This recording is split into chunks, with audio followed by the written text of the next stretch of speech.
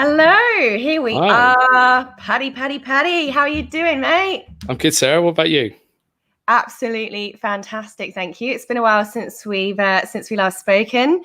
The I world was know. a very different place last time we had a chat at the end of 2019. Yeah, it certainly was. And now there seems like everyone wants to come online and start either teaching or communicating or working with their customers more. So it's been a pretty crazy last few months. And I don't think we're out of the woods just yet, but I think what we're seeing right now is like the very like smallest seed being planted for a big shift in our in the entire way that we work. Absolutely. So today we are going to be talking all about online business in changing times. Today, my guest here is Paddy McGill. Paddy's going to be telling us a few things about how we can embrace the movement into an online world, give us some tips about what you can do, whether you are already online and you want to grow in this space. Also, some things that you can do if you don't yet have an online business, if you don't have products or services of your own to sell. There are still ways that you can make the most of this online opportunity to keep yourself safe, secure, growing in what is definitely a very volatile time. Hi, Paddy. Welcome to the show today. Now, Paddy, you and I, our friendship goes back a while, and from the online world, luckily we did actually get to meet up back in 2015 over in the US. But can you just tell us a little bit about your journey and what is it that qualifies you to come and talk to us today about online business, because you have a wealth of knowledge in this space? So, Sarah, thank you so much for that warm introduction. And yes, my name is Paddy McGill. For the longest time, I was working at a company called Thinkific, and they're an online course creation and membership platform.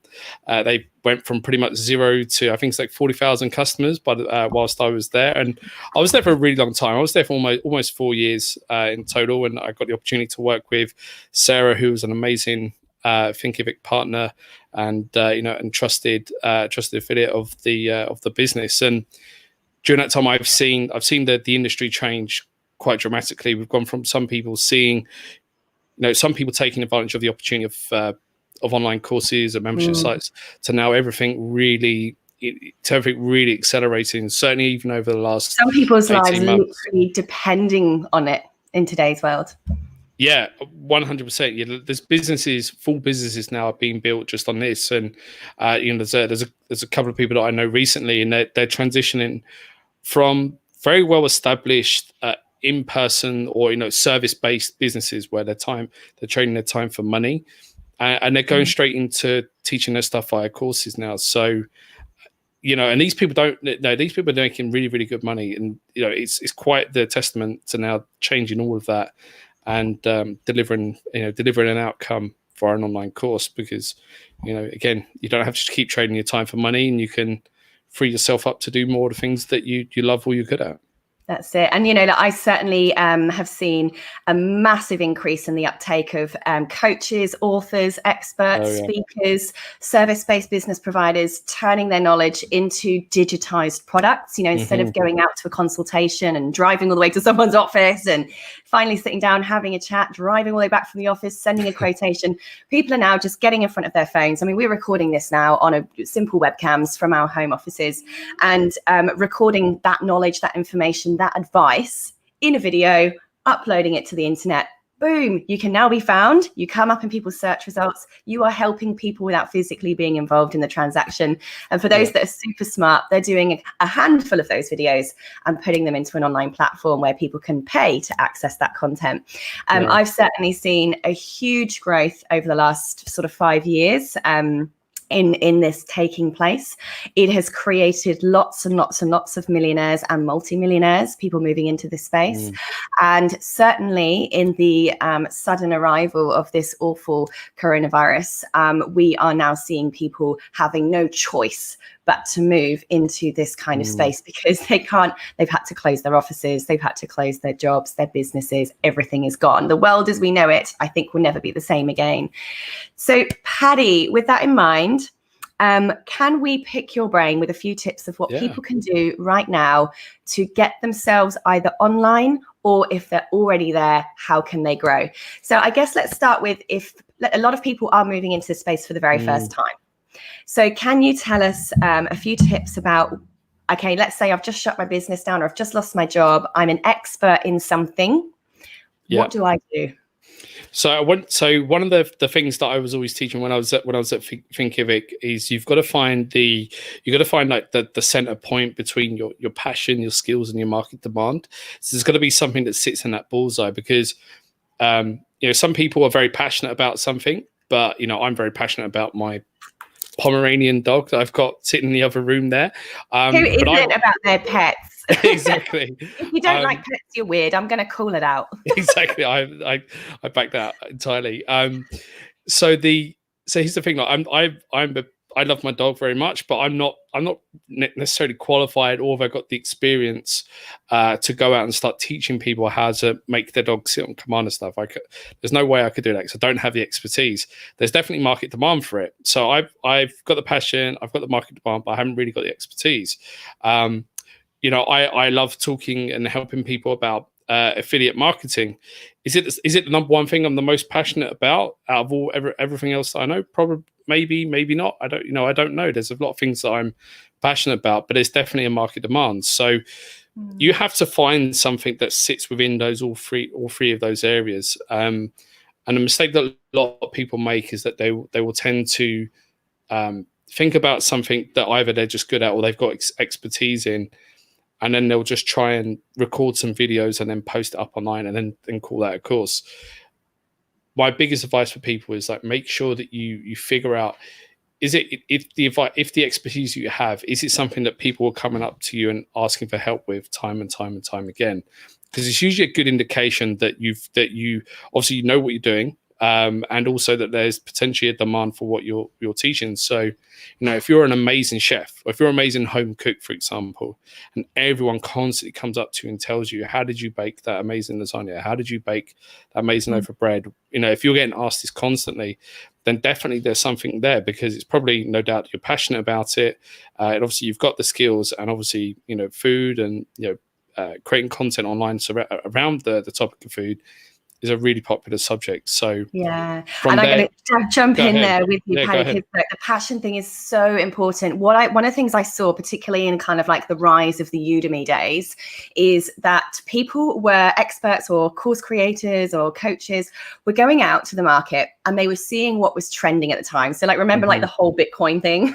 Suddenly, like, everyone, even old mate Joe next door, suddenly became an expert in Bitcoin and financial planning and all this stuff. What happens if you pick topics that are just trending in a bid to make a bit of extra cash is that eventually you're going to hate that topic so much because for something to be successful, creating it is step one. Step two, it's not going to sell itself. You actually then have to go out to market with that, and you have to live and breathe that topic for quite some time if you want to be someone who is seen as a leader or an authority in that particular field. From my own experience, I've been in this industry a long time. I've worked with thousands of people who are turning their expertise into digitized products, online courses and programs. The people who have not been prepared to then go out there for at least 18 months and write blogs about it and do live streams about it and go on, be interviewed on other people's podcasts about it, to speak on stages about it, to just genuinely live and breathe that topic, are the ones who made no money at all. Because it takes a long time for you to get your stuff out there, and you have to be willing to keep talking about that thing over and over again, answering the same questions over and over again about that. If you don't, it's not going to go anywhere. You're not going to succeed. And if you don't love it, if you don't absolutely have that inner passion about that thing, you are absolutely going to want to, you're not going to be having a great time. Yeah, that's it. We was teaching that in the Blueprint webinar. The grit is what fuels the passion and the determination for when the things aren't going well. Because for all the business owners, I've recently become self-employed in November, and I know I've been really, really lucky to have like a ton of work already come my way.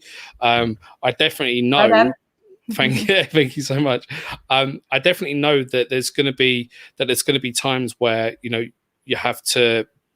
It's not going to be this. It's not going to be like this like every single day of the week. So you've got to prepare yourself for the good and the bad. So you have to really love what you do, and yeah, you're right. You're right, Sarah. Like you've got to love it, because if you don't, like there isn't much point going past of just trying to ride a trend. And when you do that, that's all. You might be able to get away with it for a little while, but then that's also where you'll get found out if you stick around too long in it. And a lot of like unsavory characters that try to rip people off, can get caught out. Yeah. They will, and the truth always comes out in the end when these things happen. 100%. So yeah. All right. 100%. So finding something you're passionate about, checking that you have market demand for something, making sure that it fits within your skill set and your area of experience. So that's the thing. If you know all of that, let's say you found that thing, you know what that kind of thing is for you. Those of you that don't, I do have another video on that. But let's talk about those people who. You found your thing. What next?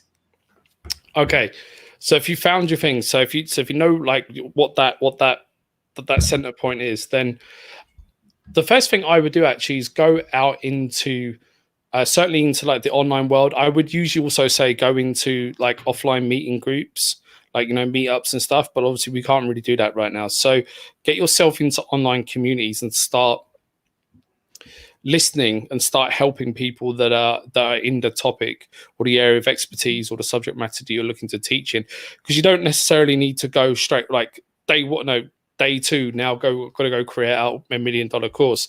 I think it's important for you to now think about what it is that you want to be teaching, listen to the market, then go out and actually start interacting with your audience. So just like what Sarah does, so just like what you do, and obviously like the likes of Thinkific and other platforms and businesses out there, they all build communities around their subject matter, and they listen to what people have to say, and then that's where they can start building this profile on what the needs of what someone, on the needs of what someone has. Because again, there's no point trying to. The worst thing you can do is try and guess what someone wants. So if you figured out those three things, now we've got to go find out like what is it that people want the most. And for the case and point, the case and example of someone who's a pro home cook, for example, if they know that they're amazing at cooking bread, then perhaps that's where they could start down and start listening to what struggles that people have. I'm not really so much a home cook, but creating a sourdough starter can be a bit time consuming, a bit laborious. So what are like the key tips around that? So start asking your market what they need help with, give them advice, and start building a profile for yourself online. I found that tip you've given there, like that. So that tip that Paddy's provided there is to go out and find these online Facebook groups, communities where people that you could help the most are hanging out at the moment. This has a double benefit, because not only is that the place where they're going to be asking all the questions that's then going to help you know what they're asking and therefore what kind of product to produce, but this is also, like Paddy mentioned, the place where by answering those questions in that community, you then begin to establish that credibility, that authority, that recognition from those people that you are someone who knows your topic. So the more you can hang out in those places, and I love Facebook groups. You mentioned obviously that I hang out in the Thinkific group and do things like this because that's where my market are. Now, inside a Facebook group, for any of you guys who haven't tried this before, there is a search box inside every Facebook group. So not the big search box at the top of the Facebook page, but inside the Facebook group itself. Now, let's say you are over there. It's over this side. One of the sides is that search box. Now, for instance, if you, let's pretend that you're an expert in Facebook advertising and you want to know what questions people are asking, what things they're getting stuck on when it comes to their Facebook advertising, go into a group where your audience are hanging out. Now, if I'm doing Facebook advertising, then I'm likely to be an entrepreneur, a business owner, or sole trader or something. So go and find business owner, entrepreneur groups, and then type in Facebook advertising or Facebook ads in the search bar, and it will filter every single post in that Facebook group. And you can then go through and read what questions people have been asking in that Facebook group. And what I love to do is open up a big Google sheet and just write all those questions down in a big sheet, and I just collect them up over time. Guess what? They become the topics for my blog articles. I do videos for YouTube or live streams on them. I chuck them in my online courses. And this is how easy it is. So what Paddy's saying, guys, is so powerful, and it's free. And you can do it from the toilet on your mobile phone. It's really, really simple to do. Absolutely. I mean, who doesn't love multitasking, right? That's such a man's way of looking at that. I love it. So love it. All right, so we've found out what our audience are asking. We're getting all those questions and answers together. What would be your tips of some of the ways that we can start to commercialize and monetize that then, Paddy? Yeah, so once you've figured out, let's say like one key, if there's like a key thing that's standing out the most out of all these searches, everyone's saying, how do I actually just create my very first Facebook ad? If that's the number one question everyone's asking, then zero in on that and then start with an outcome first. So again, big mistake, and Sarah definitely far better qualified to talk about this than I am, but the mistake that new course creators make is that they will tend to they'll start at the beginning and then work their way up to the outcome that they want to teach. Whereas the ideal way to do it right now is to actually start at the end. So at the end of this, I know how to create a Facebook ad. So what was the very next? What was the thing just before that I had to do to to go live, and keep working step by step backwards. And an example that I used, and I can talk about a bit better, is was what I was teaching on my Blueprint webinar, which is how to find your first job as a grad. So if you start over here on the right hand side, that you've got your job. What was the thing that you had to do before that? You had to negotiate your pay and your contract. What did you do before that? You had to conduct all your interviews. How did you do that? And then before that, you had to go and do your applications and find a suitable job. And you keep working back to where you get to where you are like today, or where that person is. And then that's the foundation of your online course.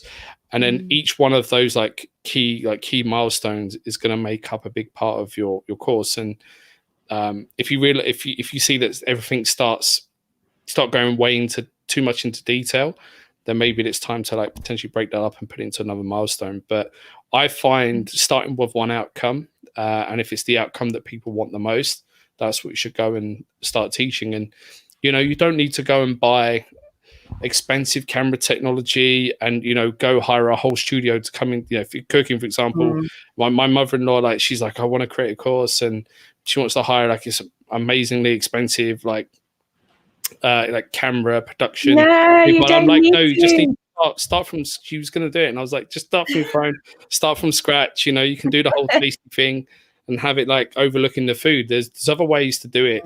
We don't have to invest so much. These phones now, our modern day phones are absolutely incredible. 5 years ago, you had to have a proper, decent, expensive, overpriced camera. Now, if you've got a phone that's new within the last couple of years, my little baby's on here for those of you watching the live stream. If you've got a phone that was new within the last couple of years, you've got a good enough phone. It has perfectly 100%. Adequate quality for you to film a good online course.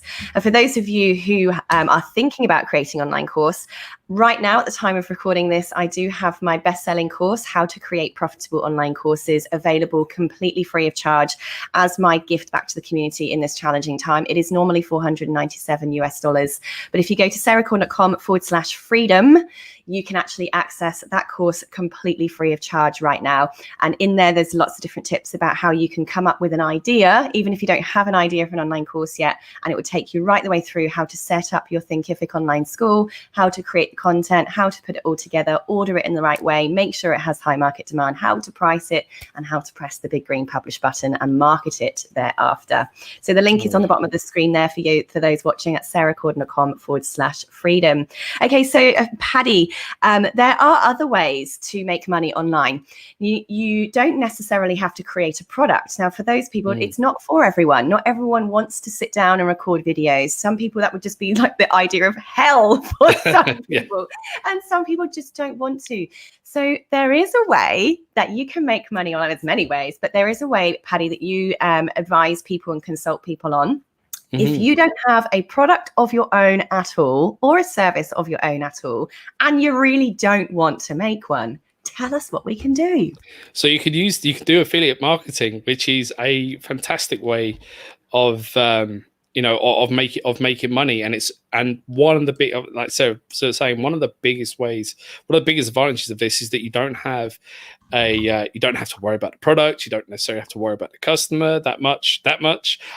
You have to, you can sell someone else's product, get a commission for doing that. So it's not too dissimilar to, referring a friend, someone in person saying, hey, if you go and speak to these guys, they'll give you a great discount or they'll give you a great rate. There's, it's one of like the oldest ways of marketing that's been brought into the 20th/21st century. And, I'm sure everyone has seen this, right? We've all subscribed to loads of entrepreneurs and loads of different like websites, magazines, and a lot of these websites and a lot of these entrepreneurs also, when they co-promote other businesses and services, they're getting paid a commission, usually a commission on the sale that takes place, and it's usually anything from like a couple of percent way up to like 50%. When I was at Thinkific, we had people promote our products. Obviously, people that loved what we do and what we were about, and they promoted our tool when they wrote a blog about us. And that's, again, not, you don't necessarily have to be the number one expert in that field or category. You just got to be like passionate again about writing and making sure you're optimizing it for search. But again, you don't need to actually, go out and create this digital product. You can just start getting start talking with people in your space about these products or services.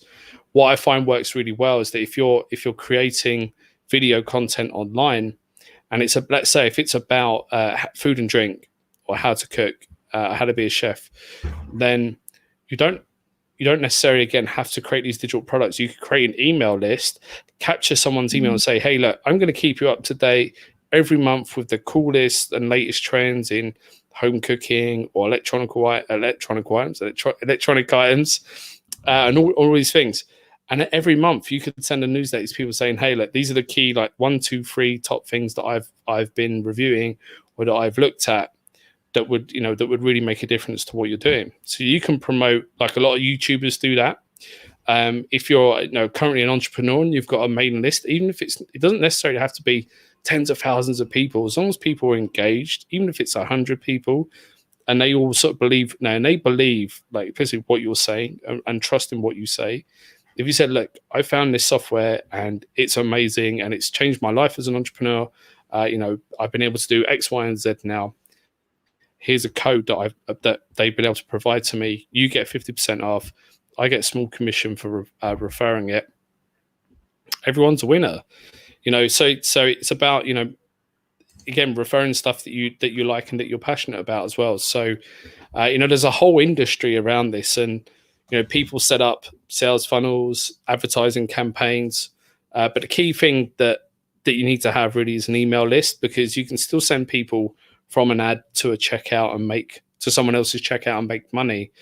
But by you capturing their email, at the very least, at the minimum, you have that customer in your control, and then you can then market to them going forward. There's so many different ways that you can do affiliate marketing, and people make hundreds of thousands of dollars. Like I know of some very huge like online course entrepreneurs, and they're making like hundreds of thousands of dollars off promoting someone else's launch. Like it is like frankly ludicrous how much money gets made. They do, yeah. And the great thing is this can work with anything. You can sell anyone else's stuff, whether it's a product, whether it's a service, whether it's teaspoons, whether it's, essential oils or, whatever it is that you're into. Now, and let me just show you guys how easy this is to, for instance, make money from Amazon. You can sell anything you like. So I'm going to share the screen with you guys just to show you how simple that this actually is. So I'm going to crack on and press share a screen with you right now. And I'm going to go for a particular tab. Now, if you, for instance, hopefully you can all see my screen right now. If you want to make money by selling something else that you don't even have to package and purchase and store, you can actually become an affiliate with Amazon. So this is called Amazon Associates. So those of you who've never heard of this, you go to Amazon Associates, just type that into Google and it will come up. Now you log in using the exact same login details that you would log in to buy stuff from Amazon. And once you're logged in, you'll have to set yourself up first of all. Like Amazon will ask you your tax number and what you ate for breakfast when you were 5, because it's going to be paying you money. But once you're set up and you connect it to your PayPal or whatever it is you want to get paid into, you simply see a screen that looks about like this. And, you can see I don't use this very much. I've made a whole $1.32 as I'm showing this to you right now because I haven't used it for a while. But let's pretend, let's go with Paddy's cooking example. Let's say, I don't know, maybe I'm a health blogger and I've got a little blog and I talk about food and nutrition and stuff like that. Well, perhaps I want to sell, I don't know, some saucepans. I'm gonna make something up for you now. I type in saucepans into Amazon and it will bring up all of these products. And you see here, there's a couple of saucepans for $24.99. So for those of you who are just listening to the audio of this, basically I've typed in saucepans into the screen. Some saucepans that are for sale on Amazon have come up on my screen, and there's a big yellow button that says get link. So Amazon then gives me a big, long, special link. Now, if I share that link with anyone, I can share it online. I can share it with my feed, my Facebook feed. I can take that link and hyperlink it on my blog where I'm talking about saucepans. If somebody clicks on that link and buys the product, I get a commission on the sale from Amazon. I didn't have to buy the saucepan. I didn't have to pack and post the saucepan. The person just orders it from Amazon and it gets shipped to them without me even knowing.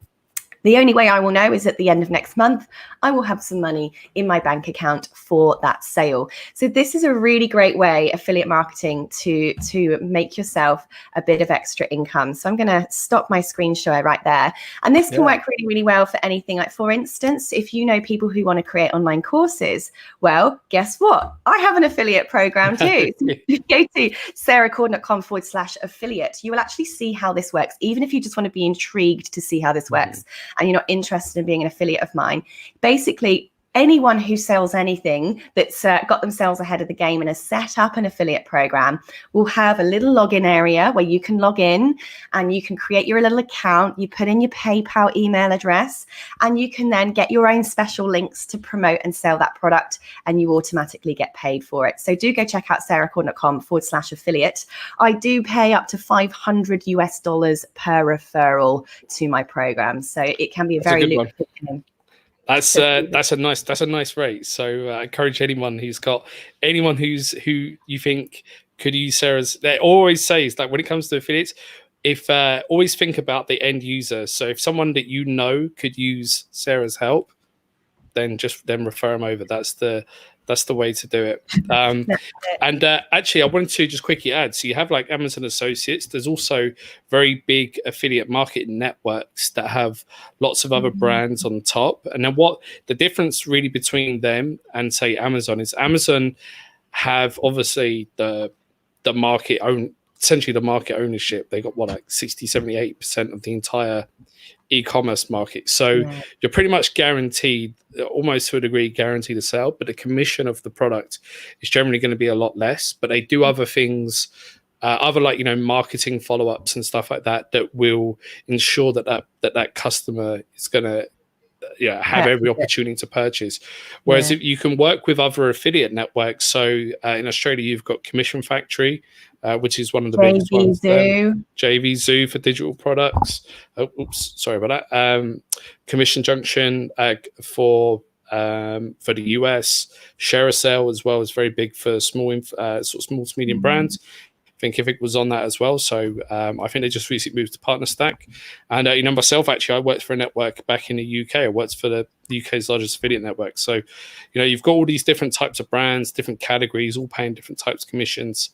But really, like, digital products right now is like a hot industry to make money in. And, if you're an entrepreneur, and if you're someone who's just like Sarah, someone who's, creating a business online that's working with multiple tools, multiple software, then a real slam dunk way of making extra money is to reach out to these brands that you love using day to day. So if you love using StreamYard, if you love using Thinkific, if you love using Asana or whatever it is, or any of these other tools, ActiveCampaign, Aweber, you like using all of these tools, reach out to them and say, hey, look, I've got an audience of, even if it's a couple of hundred people, a couple of thousand people, 10,000 people, and I'm telling them all about your software every single day, and I just love what you guys do. Do you have an offer, or do you have a code that I could pass to them? As a way to say thanks to them. And then, it's more than likely they'll give you a code, they'll give you tons of marketing material, they'll give you access to webinar. Like Sarah and I have done webinars before where, I would talk about Thinkific, how to use the platform. Sarah would use her expertise around course creation, marry the two up, and then we'd do an offer at the end. And it always worked. And obviously, Sarah got paid a commission for any sales that went through post-trial. But she's only going to promote something that's something that she's passionate about, and that's really like coming back. It's almost like full circle what we were saying earlier. You've got to be passionate about what you do and the products and services that you sell, because why bother? Like why bother talking about it if you don't like it? That's right. Great. So I would guess the sum up to that bit is, what is it that people who you talk to want to buy that is something else around what you buy? What do they want to buy? What knowledge do they want to gain? And then reach out to people who sell that stuff and ask them if they have an affiliate program. Now, there's something that I'm definitely going to be doing very, very soon, Paddy, that I know you are very expert in consulting people on, and you even have services in. We have seen, particularly in the last 2 months, lots of conferences have been shut down, big gatherings, expos, all these things have been shut down. It's devastating because conferences, expos, big knowledge-based events are a huge industry, and now we're all locked at home. So one thing that is on the rise magnitudinally right now is the online summit. And I don't know about you, but I can't get enough of them. I love online summits. For those of you who've never heard of one, it's basically when you have a gathering of experts who come together to provide speeches, workshops online. Same as if you'd go to a massive conference where you have keynote speakers coming up on stages and then breakout rooms with workshops. It is basically that, but online. Now, with lots of tools out there today, anyone can do this. Anyone can put them together. It is hard work, I warn you, which is why you need somebody like Paddy. So Paddy, tell us about the summit. How can we do this? How does it work? And I know that you also help people actually set up online summits. I mean, this is an incredible service. I know you're crazy busy, so you're going to have to get in the queue. But tell us, where do we even do? What are some of the things that we need to think about? Because I'm about to start one. On an online course creation summit. What are some of the steps that I now need to go through to set my summit up? So I would always start. So I've hosted, set up around 12 of these with during my time at Thinkific, and I've just recently finished helping two entrepreneurs recently launch their own online course summit. It went really, really well, and I helped them a few times over the years. And one of the things that I've found is that a lot of people tend to think about, like, who are the speakers that I want? Who's that number one dream speaker that I want on my panel right now? I always tend to say, think about the outcomes, not too dissimilar to an online course. What are the key outcomes that you want someone to get from this particular summit? So start from that. So if you say at the end of this summit, I want people to be able to know how to pre-launch their course, how to figure out their passion, and how to figure out their the potential expertise in the market. If you think of three or four or five pillar areas, exactly, plan the outcomes first. That's a really, really good start, because once you start to think of those outcomes, then you start to sort of break away from that and go, okay, so I'm the expert in, let's say, if we're teaching online business as a whole, I'm teaching either affiliates or I'm teaching summits. I'm not going to teach anyone how to do Facebook ads, but it's a topic that I'd want to cover. So I'm like, okay, so who is a really good Facebook ads person that I know, first of all, that I think could add tremendous value to the summit? And then you start listing all these people down. I like to think of it like this, because when you have speakers, you've got different types. Okay, so you've got your anchor speakers, your A-listers, and these are the ones that are in a great world, Seth Godin and people like that. People that are going to have they're the raw star power. Now they're the types of speakers that they're going to bring people to your event, but they're not necessarily going to that much do a lot of promotion unless you have a really strong relationship with them already. They're not necessarily going to go, oh, okay, I'm just going to email my million plus mailing list promoting your summit. So you have to sort of like almost like accept the fact that they're not going to promote you, but them being on the summit is like the star power enough, because once you have a few anchor speakers, then that's also what drives as well, like other people sign up. And then you've got your like the sort of the next level of speakers, and these are the ones that have access to like an audience. These are people that are happy to promote and be part of it. They've got an interest in getting more exposure, and they've also got expertise as well. So they make up the sort of the lion's share of like the expertise and the knowledge that's being delivered in the summit. And then from there you have like just almost like this community area of speakers. So I've seen people host sort of like mini reviews or live streams at the end of each days with like smaller speakers, with smaller communities that they can all bring together and pull them into one. That I find works really, really well. Obviously, again, it's not as easy as like 1, 2, 3, but you definitely, if you've got the time, and I advise really like sort of 12 weeks minimum is like ideal. You can do it sooner if you use particular technology and you know your speakers, you know what you need to do, and you're very clear on stuff. But most people I speak to is like they're like straight in like ideation phase. So you have to give yourself enough time. So give yourself about 12 weeks, a little bit more if better. 4 months would be like ideal. So you have all these different types of speakers, and once you have your speakers, and you can start slotting them in and start outreaching to people and start like planting the seed about what you're doing. So think about all the people that you know already, you've got great relationships with, and start talking with them and understanding, hey, look, I'd love to have you come and talk about Facebook advertising. I've got a summit that's coming up. We're going to be selling the access to the VIP passes, or VIP passes, forever access to all the talks. And the idea with most summits is that you make just not tons of too much content where it's a rod for your own back, but you make a little bit too much content for everyone to consume within like the 1 day or the 48 hours. Because realistically, most people have probably got like 4 to 5 hours a day to sit and watch videos. Like that's absolutely ideal. So you create enough content that goes past that, so then people are like, wow, like I still want to be able to watch, Paddy and Sarah talk all about summits and courses on day 4, day 5. So the only way I'm going to be able to do that is by buying the all access pass. So that's some of the strategies that you can use, or like some people. There's a lady I'm speaking with, Desiree Martinez. She's launched a summit. And it's all going to be about for people within the trades, the offline, the offline world coming online. And she's not charging for the tickets as well. She's just giving away the content for free, and she's going to use sponsors as a way to monetize that and to help, obviously pay for speakers, for the time, for promotion and stuff like that. So. Sponsors on top are a great way to make additional money or get additional exposure, because when I was at Thinkific, we would love to sponsor events. We'd love to sponsor virtual summits, as long as it's going back to what I was saying, as long as it's a fit, like does the audience of attendees match, in Thinkific's case, course creators, online coaches, speakers, authors, consultants. If it did, then perfect.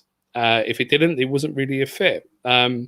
So you can approach, and again, like thinking about all the affiliates, all the software we were talking about earlier. If you've been working with, let's say, like an email MailChimp for the longest time, reach out to them and say, hey, look, I've got a summit coming up. It's going to have about 5,000 to 10,000 people potentially attending.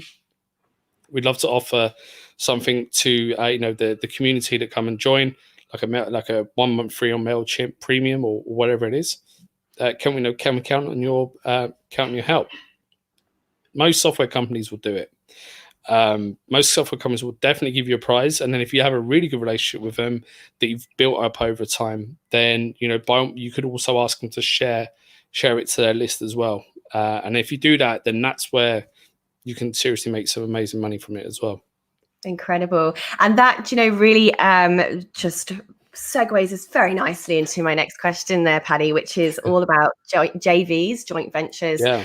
partnerships here. This for me is something that I really promote as a fantastic way to grow your list. Now, not everyone starts off with connections. We all start off with 0 people on our list. We start off with 0 people liking our Facebook pages. We start off with 0 everything. So they're one of the great ways, if you are just starting out, so many people right now are just facing this complete overwhelm right now, and they have nothing, they have no one, they have no followers, they have no connections. So JVs and partnerships is a fantastic way to very ethically and mutually beneficially steal somebody else's hard-earned audience. You have people out there who would love to connect or work with you if you're going to help them promote their thing and promote their product or service. Who may have already spent the last 5-10 years building up hundreds, thousands, or even tens of thousands, even dare say millions of followers themselves. Yeah. If you can find a way to get in front of their followers by doing a live stream, by sharing a blog article, writing a blog article for them, something that's going to help their people and make them look good, well, you're now going to get yourself in front of those people. So Paddy, can you talk to us, please? Like, what are some of the things that we need to think about when choosing a JV or choosing a partnership? What are the things we need to be aware of? What things should or shouldn't we do? Yeah, it's a great question, and I love talking about it because the stuff that I can talk about here will really help people. One of the things the mistake that a lot of people make is that they will email a potential partner or client and say, hey Sarah, I hear you work with online course creators, and I would love to do a live stream to your audience. Like, they don't know this person, you don't know Paddy, you don't know who I am. Like, where's the value that's being offered straight away? Like, it's like literally saying, like, can I have some money, please? And you don't know who I am, and you might not even ever see me again.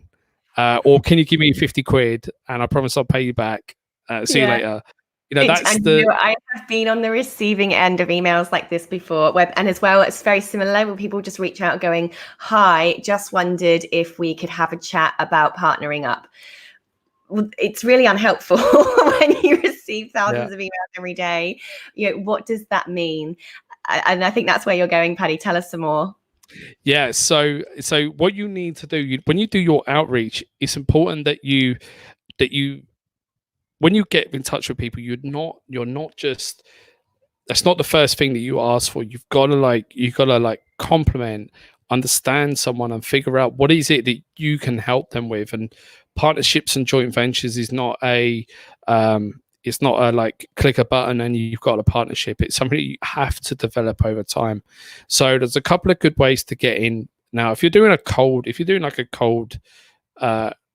outreach, cold conversation with someone, then you need to be able to go in with like providing value first. It's not too dissimilar to building up a brand or a community around what you do. You have to provide value, and you should do that.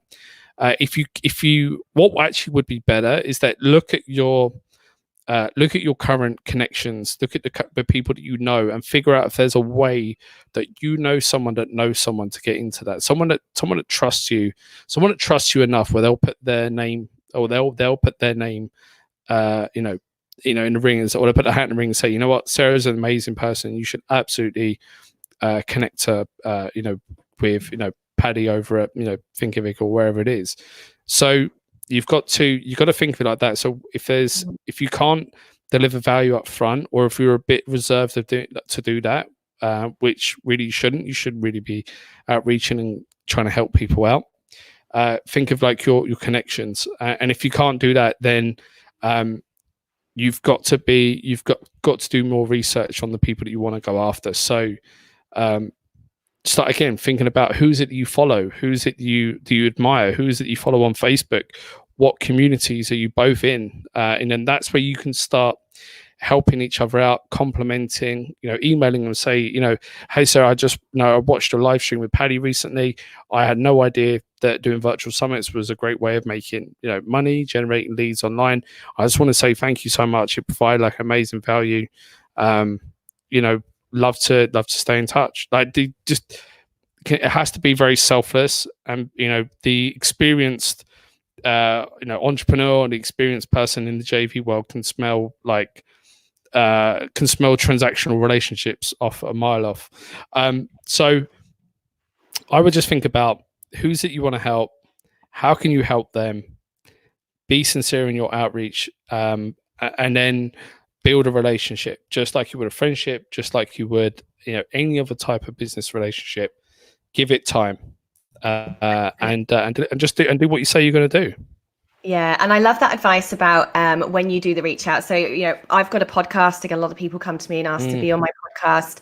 I've got a blog. A lot of people ask to write on my blog to get exposure to that and so on. And I'll tell you actually what makes me say yes is when, like Paddy said, first of all, when people go, I watched your video on Blur and it really helped me in this way, or I've taken your course on Blur and I loved it because whatever it might be. So first of all, they've shown me that they have actually bothered to look at my stuff. They haven't just randomly got a virtual assistant to create a list and then randomly sent a mail out. They actually know my work and they know what I do, and therefore know that my audience is the right audience and so on. So that's the first tick of approval, is I know it's not generic.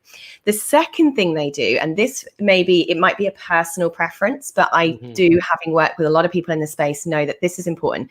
A lot of influencers are busy. They've got very full mailing lists. So they're not going to message you back and say, how can we partner? You just don't have time for that. Oh, the second part of that reach out needs to be, how can I help you back? Here is something that I specialize in that I think course creators or your audience might be interested in. I could talk about this or this topic and share how people can get X, X, and X result. Now, if I can see in 3 lines, please don't write an essay. If in 3 lines you've bullet pointed, I would love to help you or your audience back. Here is what I could talk about and here is what I could teach them. Boom, I can see straight away, oh, wow, my audience would be really interested in that. That Absolutely. Will make me message you back and say, would you like to come on my podcast? Or would you like to do a live stream in my Facebook group? Or would you like to write a blog article on that? That is how you are going to get other influencers or people with lists already to go, take notice. I can see how you can help. The value is right there. I don't have to get stuck into a ping pong game of emailing with you that I don't have time. Straight away, I know, and I'm in. So that's really, really beneficial. I was going to say also, it's about identifying partners that are on I'm not going to say like the same level, because you obviously want to be leveling up as much as possible, but you've got to find, it's not too dissimilar to like the stuff when it comes to finding speakers.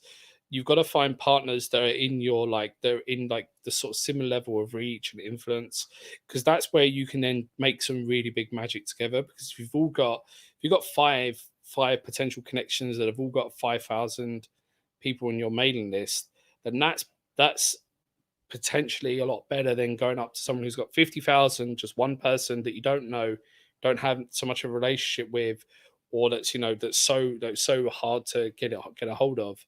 Then being able to work with people that are in around your your level of access or reach. So you've got to help some of the people that are trying to get to where you are, help and be part of the community of where you are right now, and then also aspire and keep nudging your way up to get yourself to keep leveling up who you are and what you do. I mean, you're not going to go up to get. I mean, actually saying that, the funnier things have happened. You go up to Gary Vaynerchuk and go, "Hey, look, I'd love to be on your podcast." I've seen people do it. I've seen people talk about this online that they managed to get FaceTime with Gary V. But so you've got to, he's not going to say yes to everyone. He's not going to say just, "Oh yeah, look, come on my podcast." But you're definitely. But if you start building out your, I guess your Premier League, or your league of the speakers and partners that you want to partner up with or do joint ventures with, then you just got to work your way up. There's a guy that I want to give a big shout out to. His name's Jay Fiset, Jayfiset,